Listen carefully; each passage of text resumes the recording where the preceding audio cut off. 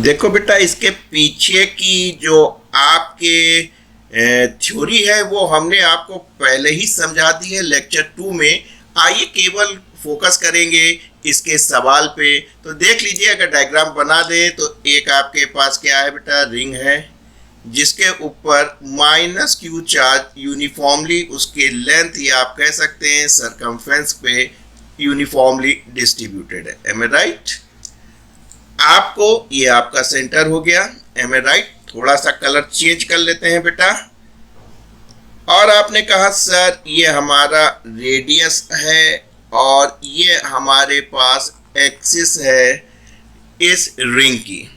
Radius आपको क्या दे रखा है, देखिए आर दे रखा है बेटा। ये इसका सेंटर हो गया। यहाँ पे क्या रखा है बेटा, एक यूनिट पॉजिटिव टेस्ट चार्ज रखा है, यानी कि आपको प्लस क्यू चार्ज दिया गया यहाँ पे। और ध्यान दिया जाए इसका मास भी दिया है। क्यों सिंपल हार्मोनिक मोशन करता है, लेक्चर 2 में डिटेल में सिखाया, आप देख लीजिएगा। इस सवाल पे फोकस करते हैं। इसको आपने धीरे से इसको किसी भी एक साइड में प्लेस कर दिया थोड़ा सा, यानी कि आपने यहाँ से मान लीजिए एक्स किया। मैथमेटिकली आपको फिगर बना रहे हैं, थोड़ा सा हम ज़्यादा ले रहे हैं, इतना ज़्यादा कीजिएगा नहीं। यानी कि जो आर है वो इन कंपेरिजन टू एक्स काफ़ी बड़ा है। M I right? आपको समझाने के लिए हमने यहाँ पे ले लिया है।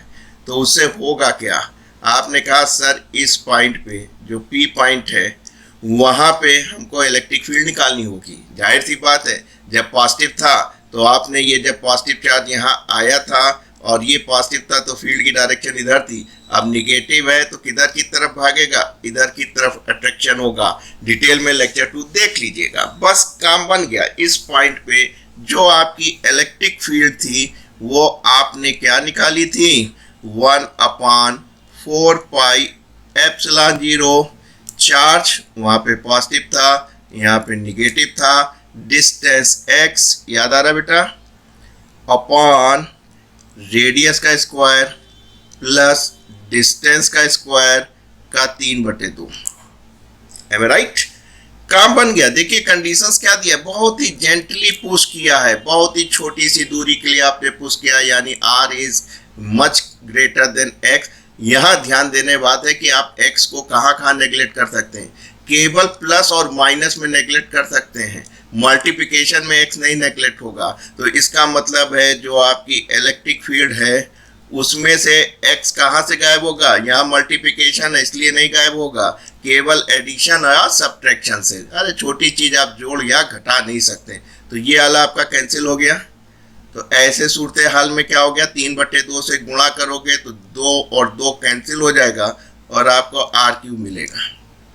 बेटा आप जानते ही हैं, कल ही पढ़े थे लेक्चर 1 में कि इलेक्ट्रिक फील्ड फोर्स और एक्सपीरियंस बाय दैट चार्ज, यानी ये आपका जो पॉजिटिव चार्ज था ये आपने पढ़ा था यूनिट पॉजिटिव चार्ज, आज प्लस क्यू दे रखा है उसने। तो ई की जगह आप क्या लिख सकते हैं, F/Q, जो कि आपको चार्ज दिया है।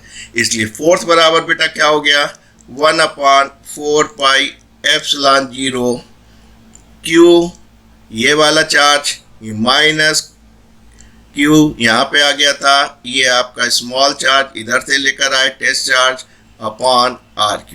M I right?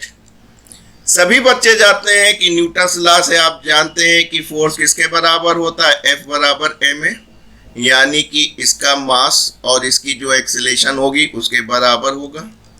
तो ये हो गया आपका 1/4 pi epsilon 0 Q RQ into x।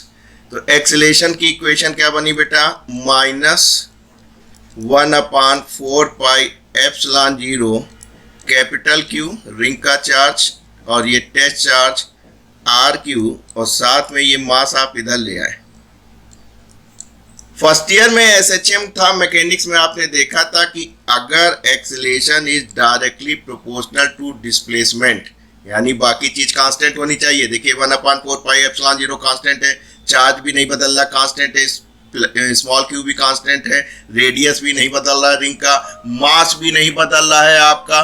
तो जाहिर सी बात है ऐसे सूरत हाल में आपका ये पूरा कांस्टेंट हो गया। तो acceleration is directly proportional to the displacement और साथ में निगेटिव। तो this is condition of SHM। तो आप कह सकते हैं कि पार्ट 1 आपका जो है यहाँ पे प्रूफ हो गया, so that particle execute SHM। तो ये इक्वेशन बता रही है कि पार्टिकल जो है वो एग्जीक्यूट करेगा SHM को। अब आपको क्या निकालना है, जब SHM कर रहा है तो टाइम पीरियड भी निकालना है। टाइम पीरियड आपको मालूम था जब SHM कर रहा था तो उस समय एक्सीलरेशन किसके द्वारा दी जानी थी, omega square into x. SHM के समय acceleration is given by minus omega square x, और आपका काम बन गया। ये एक्सीलरेशन किसके बराबर है, इस क्वांटिटी के, यानी 1/4 pi epsilon 0 capital q small q r q m into x. X cancel हो गया, एम कैंसिल हो गया, और आपका काम बन गया। आपने कहा सर अगर ओमेगा आ गया तो हमारा सब कुछ काम हो गया। ओमेगा बराबर क्या हो जाएगा बेटा, अंडर रूट स्क्वायर था ना, 1/4 pi epsilon 0 q r q into m. Time period निकालना बहुत आसान है, ओमेगा बराबर 2 पाई बाई टी के, एम राइट। तो आपका काम बन गया 1/4 pi epsilon 0 q r q into m. Time period हम बेटा उल्टा कर रहे हैं, डायरेक्ट कर रहे हैं। ये 1/2 पाई होगा, यहाँ पे 2 पाई का गुणा हो जाएगा और ये चीज़ ऊपर चली जाएगी, 4 pi epsilon 0 r q into m upon capital q upon q. ये आपका पार्ट 2 यानी कि टाइम पीरियड निकल आया। तो दोस्तों कुछ प्रॉब्लम जरूर सॉल्व करते रहा कीजिए, जिससे कि आपका बौद्धिक ज्ञान बढ़ जाएगा। Thank you and God bless you.